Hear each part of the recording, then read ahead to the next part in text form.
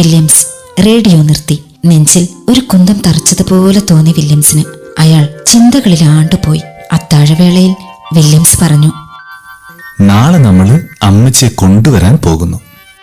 ആര് നോക്കും? ഗ്ലോറിയ ചോദിച്ചു. നമ്മൾ നോക്കും, നമ്മളെല്ലാരും കൂടി. വില്യംസ് പറഞ്ഞു.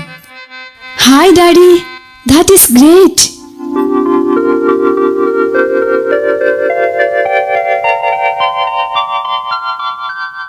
പിങ്കി തുള്ളിച്ചാടി. ഫോർട്ട് കൊച്ചി സാന്റോം വൃദ്ധമന്ദിരത്തിലേക്കുള്ള ആ യാത്രയിൽ ഐലൻഡിലെ വിജനമായ പാതയോരത്ത് അവശനായ നായ മോട്ട് തന്നെയാണെന്ന് പിങ്കി ഒറ്റ നോട്ടത്തിൽ തിരിച്ചറിഞ്ഞു. വില്യംസും പിങ്കിയും കൂടി അവനെ താങ്ങി വണ്ടിയിൽ കയറ്റുമ്പോൾ അവശതയും വിശപ്പും നന്ദിയും കൂടിക്കലർന്ന ഒരു സ്വരം അവൻ കേൾപ്പിച്ചു.